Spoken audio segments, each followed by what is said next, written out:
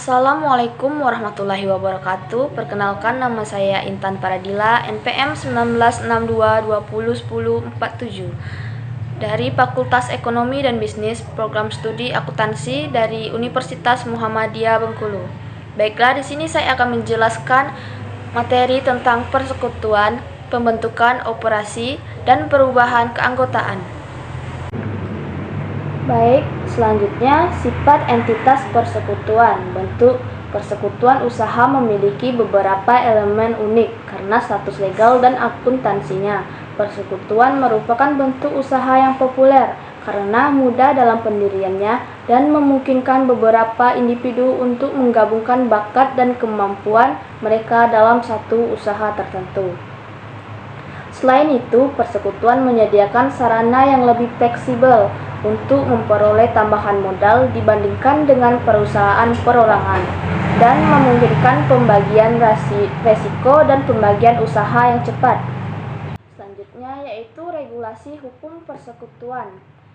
Akuntan yang bekerja untuk persekutuan harus memahami hukum dan undang-undang terkait dengan persekutuan, karena hukum atau undang-undang tersebut menjelaskan hak-hak sekutu atau partner dan kreditur pada tahap pembuatan, operasi, pembuatan, dan likuiditas persekutuan. Dalam Kitab Undang-Undang Hukum Perdata atau disingkat dengan KUH dan Kitab Undang-Undang Hukum Dagang atau disingkat dengan KUHD, Indonesia tertera definisi hak dan tanggung jawab sekutu atau partner dengan sekutu yang lain dari kreditur persekutuan. Definisi persekutuan pada KUH bab 8 bagian 1 pasal 1618 menyatakan bahwa persekutuan atau perseroan adalah perjanjian antara dua pihak atau lebih yang setuju untuk menginvestasikan sesuatu ke dalam usaha agar memperoleh keuntungan dari persekutuan itu dapat dibagi di antara mereka.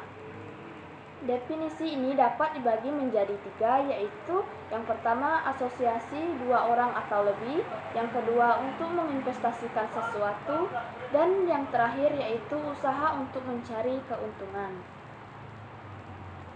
Pembentukan persekutuan.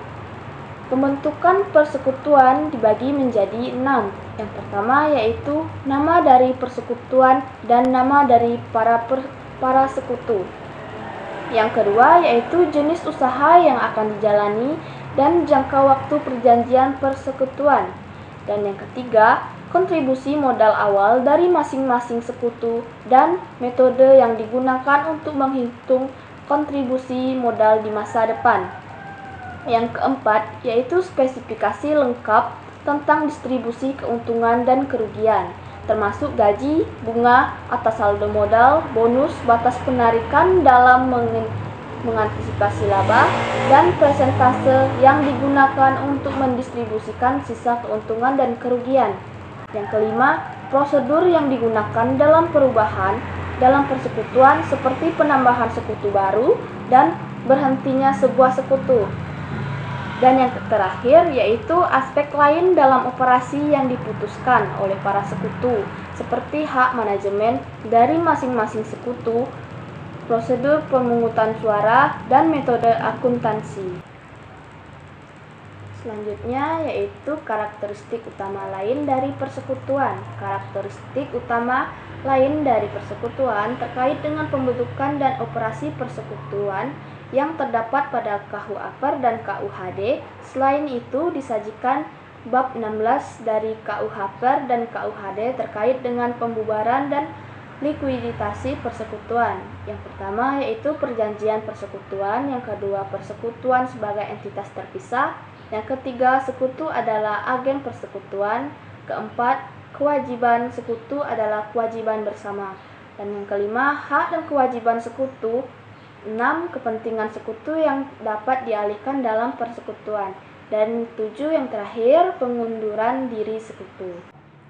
Selanjutnya saya akan menjelaskan jenis-jenis persekutuan. Jenis-jenis persekutuan dibagi menjadi 3, yaitu yang pertama limited partnership atau disingkat dengan LP. Dalam persekutuan terbatas, terdapat setidaknya satu sekutu umum dan satu atau lebih sekutu terbatas. Sekutu umum bertanggung jawab secara personal atas kewajiban persekutuan dan memiliki tanggung jawab manajemen. Sekutu terbatas bertanggung jawab hanya sampai dengan kontribusi modal, tetapi tidak memiliki wewenang manajemen. Yang kedua yaitu Limited Liability Partnership atau disingkat dengan LLP. Salah satu persekutuan yang tiap-tiap sekutu memiliki tingkat perlindungan kewajiban yang sama, atau tidak ada sekutu umum dan sekutu terbatas. Dan yang ketiga yaitu Limited Liability Limited Partnership atau disingkat dengan LLP. Dalam setiap sekutu hanya bertanggung jawab atas kewajiban bisnis persekutuan dan tidak untuk bertindak mempraktik atau kesalahan yang dilakukan sekutu lain dalam kegiatan usaha normal persekutuan. Selanjutnya, akuntansi untuk pembentukan sekutu. Pada saat pembentukan, diperlukan untuk melakukan penilaian yang tepat terhadap aset non-cash dan liabilitas yang dikontribusikan dalam masing-masing sekutu. Item yang dikontribusikan oleh sekutu akan menjadi kekayaan persekutuan. Persekutuan harus membedakan secara jelas antara kontribusi modal dan pinjaman yang diberikan oleh sekutu kepada persekutuan. Pengaturan pinjaman harus memiliki bukti tertulis atau dokumen lain yang secara legal dapat membuktikan bahwa terdapat pinjaman dari salah satu sekutu kepada persekutuan. Penting juga untuk membedakan antara aset berwujud yang dimiliki oleh persekutuan dengan aset tertentu yang dimiliki oleh sekutu individu, tetapi aset tersebut digunakan oleh persekutuan. Pencatatan yang akurat atas aset berwujud persekutuan harus dikelola dengan baik. Aset yang dikontribusikan harus dinilai pada nilai wajarnya, yang mungkin membutuhkan jasa penilaian atau teknik penilaian lainnya. Liabilitas yang diasumsikan oleh persekutuan harus dinilai secara nilai sekarang dari sisi arus kas. Selanjutnya, akuntansi operasi persekutuan. Akun sekutu memiliki 3 bagian, yaitu yang pertama, persekutuan bisa mengelola beberapa akun untuk masing-masing sekutu dalam pencatatan akuntansinya. Akun sekutu atau partners akun tersebut adalah sebagai berikut. Investasi awal dari para sekutu, kontribusi modal, selanjutnya distribusi keuntungan atau kerugian, dan penarikan modal oleh sekutu dicatat dalam akun modal para sekutu. Setiap sekutu memiliki akun modal yang biasanya bersaldo kredit. Dalam keadaan tertentu, akun modal seorang sekutu bisa bersaldo debit. Disebut juga dengan defisiensi, atau kadang-kadang disebut dengan defisit, yang terjadi karena kerugian dan penarikan modal seorang sekutu yang melebihi kontribusi modal dan pembagian keuntungan. Defisiensi biasanya akan dieliminasi dengan kontribusi modal tambahan. Saldo dalam akun modal mencerminkan bagian aset neto seorang sekutu dalam persekutuan. Yang kedua yaitu akun privat atau lebih dikenal dengan penarikan. Para sekutu biasanya melakukan penarikan aset dari persekutuan sepanjang tahun untuk antisipasi sepanjang tahun. Akun penarikan yang terpisah terkadang digunakan untuk mencatat penarikan periodik dan kemudian ditutup ke akun modal sekutu pada akhir periode. Yang ketiga yaitu akun pinjaman. Pinjaman antara seorang sekutu dengan persekutuan harus dilengkapi dengan dokumen pinjaman yang memadai, seperti surat perjanjian utang.